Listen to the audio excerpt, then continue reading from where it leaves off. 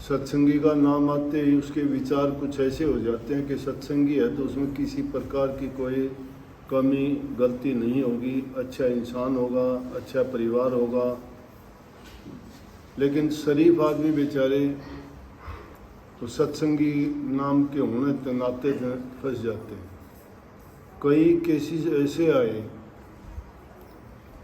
कि उनको अपना स्वार्थ दिखाई देने जब वो सत्संगी का नाम लेके रिश्ता कर लें, और रिश्ता करने के थोड़े दिन बाद ही फिर उनके विचार तो मिलते नहीं, विचार नहीं मिलते तो बात नहीं निभाएगी। सत्संगी हो तो निभा देगा।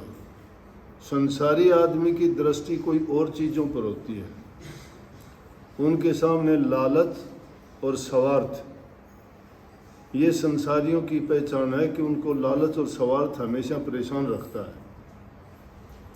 और वो सत्संग में आने भी लग गए, ये दोनों चीज़ अगर उनके दिलो दिमाग में है और उन्होंने नहीं छोड़नी है तो वो सत्संगी नाम नाम के हैं। सत्संग में भी वो अपने स्वार्थ को पूरा करने के लिए ही आते हैं कि उनका स्वार्थ पूरा हो जाए। और अगर उसमें कोई कमी आनी शुरू हो जाती है तो यूँ समझो कि रिश्ता टूटना शुरू हो जाता है, क्योंकि उनका संबंध प्यार का संबंध नहीं जुड़ता। और सत्संगियों को दूसरे नाम से हम प्रेमी के नाम से पुकारते हैं। मैं अकेले ये नहीं कहता कि कौन सत्संगी, सत्संगी चाहे वो किसी का भी हो, किसी गुरु से जुड़ा हुआ हो, किसी नाम से जुड़ा हुआ हो, जब तक उसके विचारों में परिवर्तन नहीं है, उसके विचार शुद्ध नहीं हैं, वो अपने काम पर विश्वास नहीं करता है और दूसरे आदमी से ही अपने स्वार्थ की पूर्ति करना चाहता है, तो उसके ख्यालात सत्संगी वाले नहीं हुए।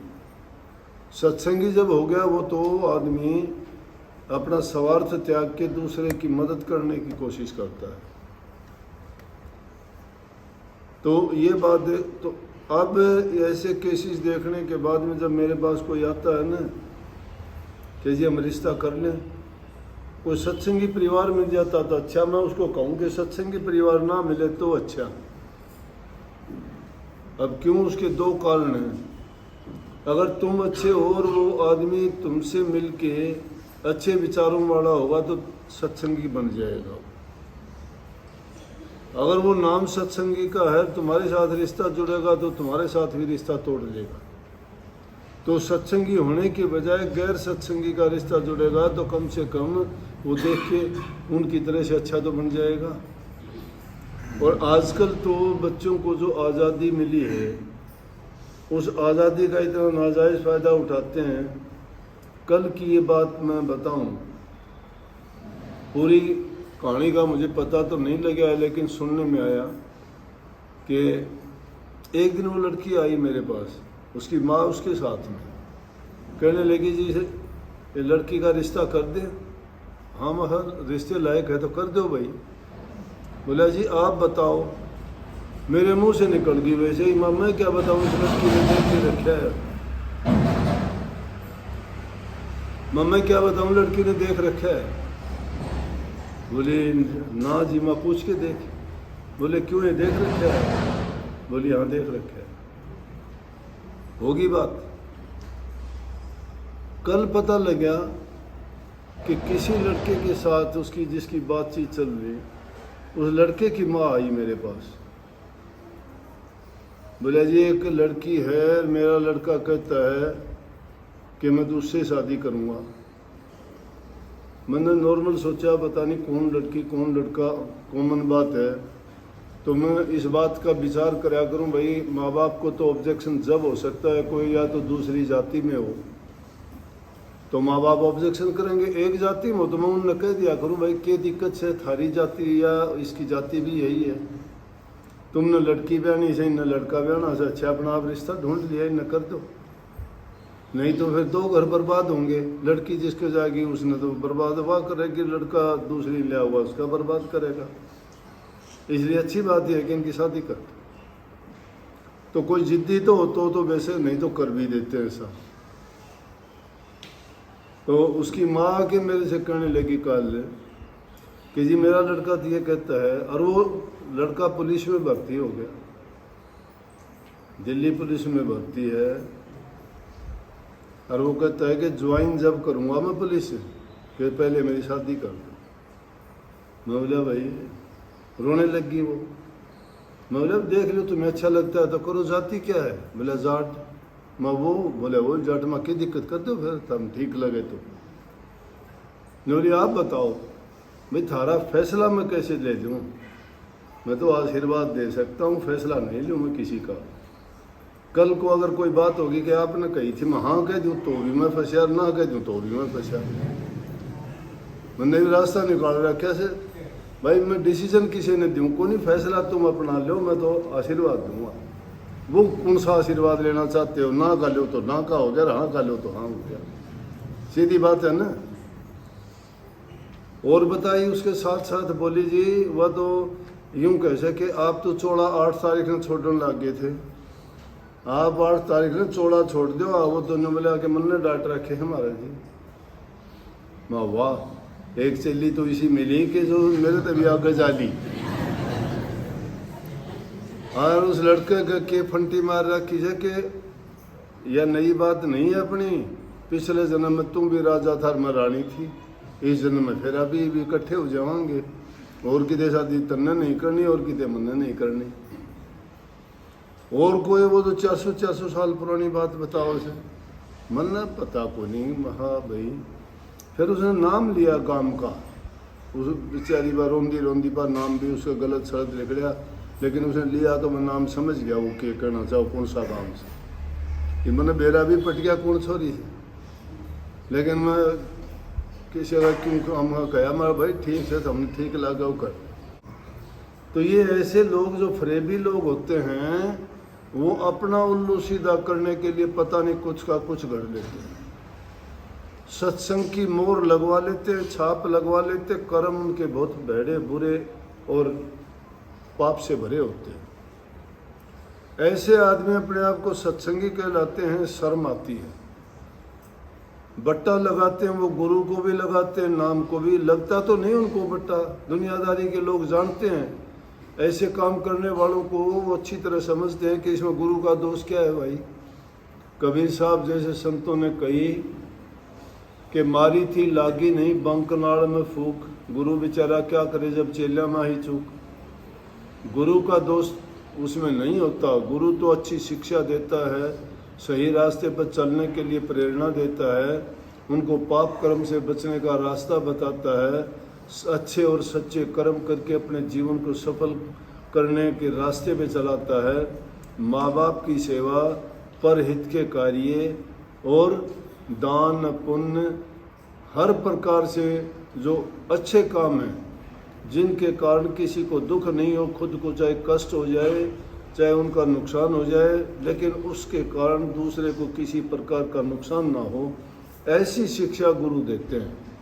और ऐसी शिक्षा जो गुरु नहीं देता है तो उस गुरु का मुंह माथा भी ना देखो, उसके पास भी ना जाओ, उसके पास भी ना जाओ, 100 कोस दूर से निकलो।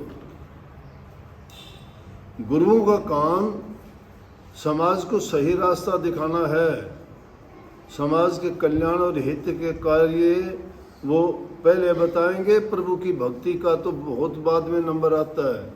कभी ये सोचते हो कि हम भक्ति कर लेंगे, भक्ति ऐसे नहीं होती। भक्ति का तो बहुत कठिन मारे गए।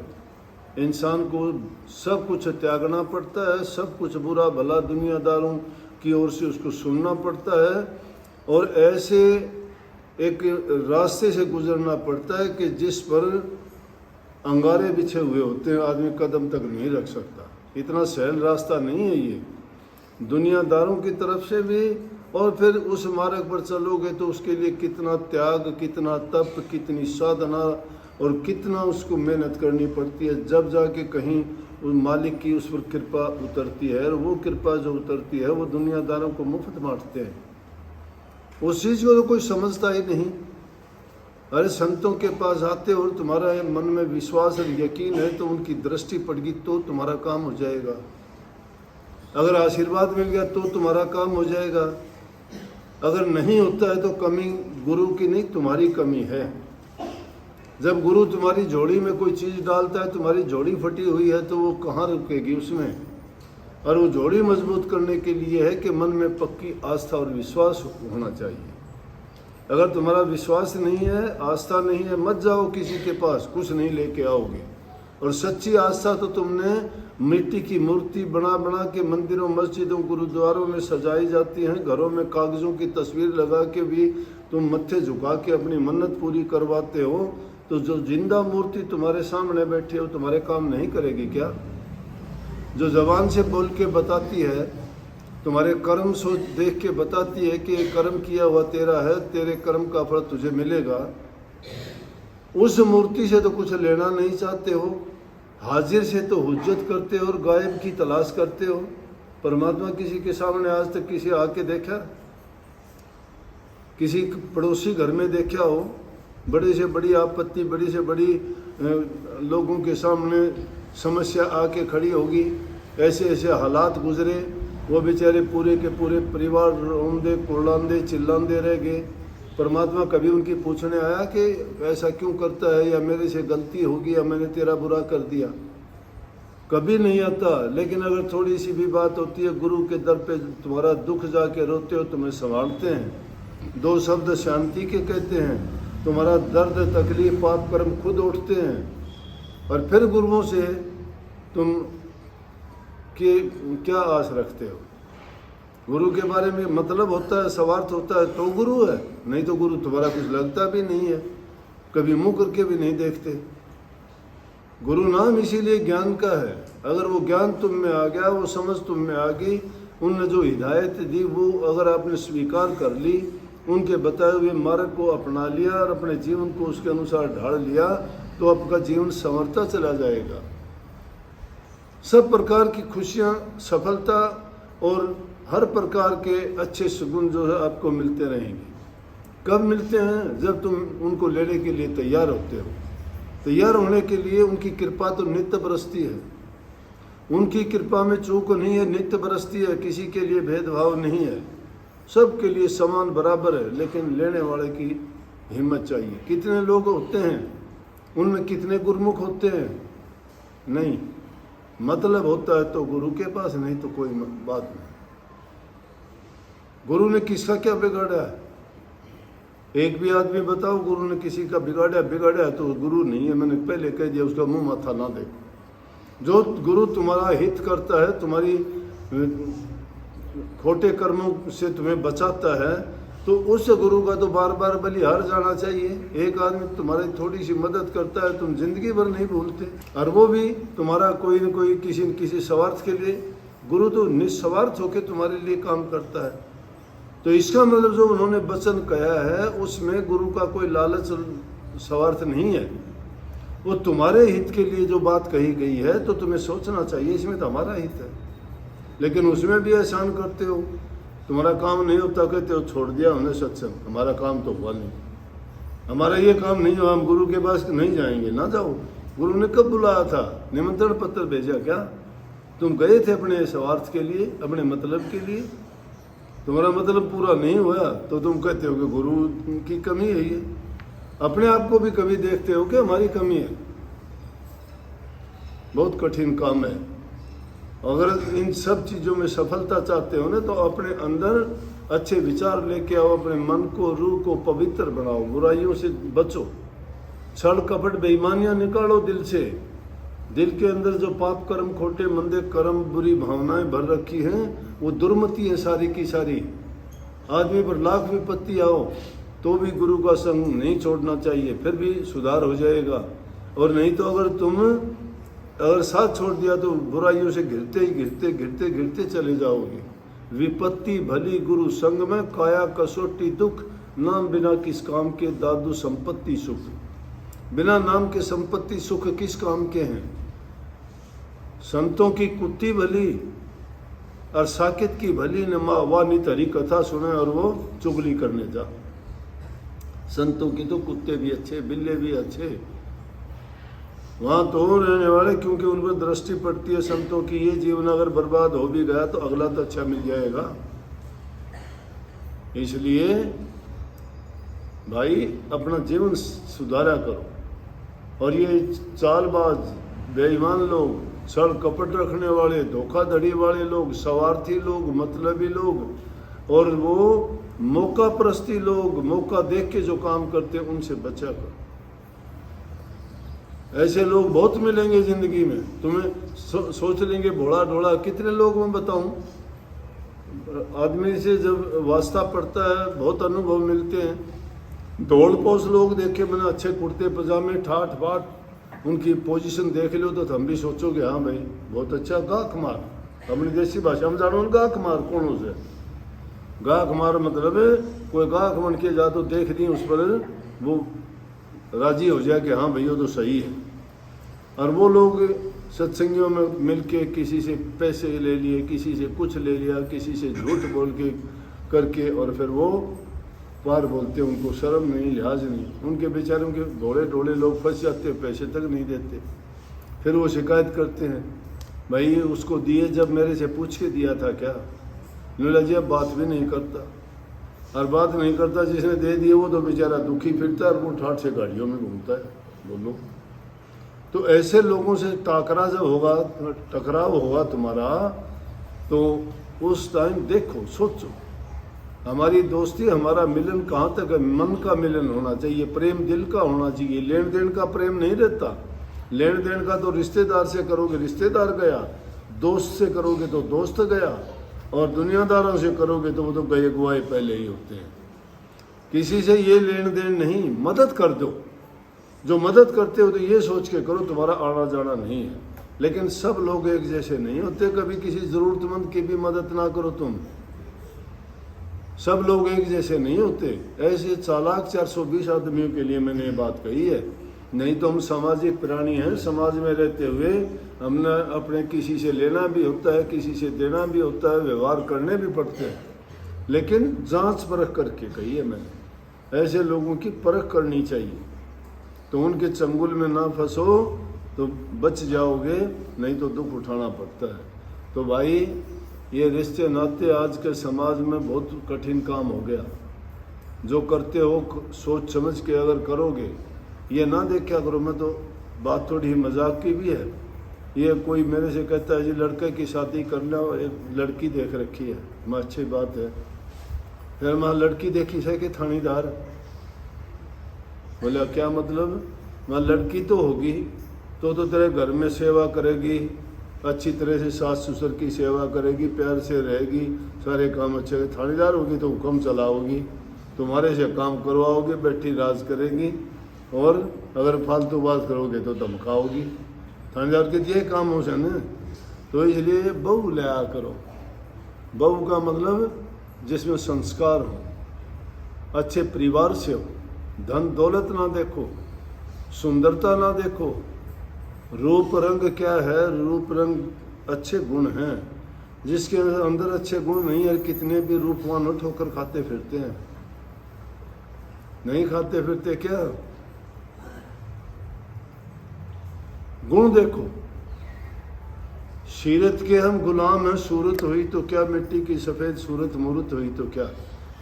जिसमें गुण नहीं है, गुणहीन है, उसका तो मुंह माथा भी ना देखो, गुण प्रवीण देखो। कई ये माता के कह देती है जी बहू अच्छी आनी चाहिए, मैं किसी को अच्छी आनी चाहिए। बोले कि काम चाहे बेशक ना करो, सुंदर होनी चाहिए। मैं 3 तो हमारे पार्क में खड़ी ले जा, कौन सी ने काम करेगी नहीं, सुंदरता में कसर को नहीं। हल्के में कमी होगी तो और पेंट करवा देंगे। सुंदर तो इंसान के गुण होते हैं भाई, गुण अच्छे हो, गुण की पूजा होती है। तो आज के ज़माने में थोड़ा है ये कष्टदायक है। सोच समझ के अच्छे संस्कार वाले बच्चे ढूंढा करो और बच्चों को संस्कार अच्छे दिया करो। ये माँ अपनी लड़की को अगर ये समझा के कह दे कि बेटी आज के बाद तेरा मेरा रास्ता अलग हो चुका है, आज तक तू मेरी बेटी थी, अब किसी के घर की बहू है। अगर ठीक रहेगी तो अपने घर में रहे, वहाँ रहेगी। दुख सुख तेरा उस घर से जुड़ा है। मेरा नाता इतना था जब तक मेरे घर में थी, मेरी जिम्मेवारी थी। और माँ बाप अगर लड़की को फिर सपोर्ट करते हैं ना, वहाँ जाने के बाद में उसका घर बर्बाद करते हैं, उसका घर बर्बाद करते हैं। उस लड़की को अगर सह देते हैं तो आप कहोगे कि नाता तोड़ लेना चाहिए। नहीं, नाता प्रेम का होना चाहिए, प्रेम का नाता होना चाहिए। जो प्रेम माँ बाप से करते थे वो सास ससुर से करो, जो भाइयों से करते थे वो पति से करो, जो बहनों से करते थे वो ननद से करो। एक जब वहां की तुमने नागरिकता ही छोड़ दी, तुम्हारा गोत्र बदल गया, अब पति का गोत्र अपना लिया तुमने, तो वो विचार भी उनके अपनाओ, संस्कार भी उनके अपनाओ, रीति रिवाज भी उनके अपनाओ। और जो उन रीति रिवाजों को मानना नहीं चाहता है वो समझो घर नहीं बसाएगा वो कभी भी। तो कभी भी लड़की को गलत शिक्षा मत दो, अच्छी शिक्षा दो। और जिस दिन शादी कर दी, घर में रखनी है क्या? घर में रखनी हो तो तुम्हारी शिक्षा चलाओ, नहीं तो अब तक वो शिक्षा देनी चाहिए थी। अगर घर में नहीं रखनी है, किसी के घर में भेज दी है, तो समझो नाता टूट चुका है। वो उस घर के रीति रिवाज उसको सीखने के लिए कहो, और जब भी कोई मौका मिले तो उसको समझाओ कि तेरे घर में किसी प्रकार की कमी नहीं आनी चाहिए। क्योंकि अगर लड़की गलत करती है तो बात माँ बाप पे जाती है। अपने समाज में सीधी सी बात कहते हैं कि लड़की सीखे बाप घर करे आप घर। जो पिता के घर में सीखती है वो अपने घर में जाके करती है। इसका मतलब वही संस्कार सही है। संस्कार जो अच्छे रखते हैं वो अच्छे घर की लड़की होगी। उसके माँ बाप कहेंगे धन्य है इसके माँ बाप, भाई लड़की इतनी सुशील है, इतने अच्छे गुणों से भरी है कि हमें तो ये बहुत प्यारी लगती है, अपनी बेटी से भी प्यारी लगती है। और सासों को भी चाहिए उसको बेटी के रूप में स्वीकार कर ले, नहीं तो सासों भी बहुत गलत है। नहीं तो राजस्थान में कहावत है कि फोक की लाकड़ी तो आली भी जड़े और सास तो चून की भी लड़े। राजस्थान में ऐसी कहावत है, कैसे ना क्या कहें, लाकड़ी तो फोक की आली भी जड़े, प्याली लकड़ी भी जल जाएगी, और सास तो चून की भी लड़े। चून की लड़ती तो नहीं, लेकिन सास होगा थोड़ा आंकड़ा 36 का हो जाए, वो इन्ना मुँह कर ले, वो इन्ना मुँह 36 का होगा ना, तो पीठ जुड़ी हो सर ना, उन्हें मुंह जोड़ने चाहिए। मुंह जब जुड़ेगा एक दूसरे से जब प्यार करो। बहुत बहुत सबको आशीर्वाद। राधा स्वामी स्वामी।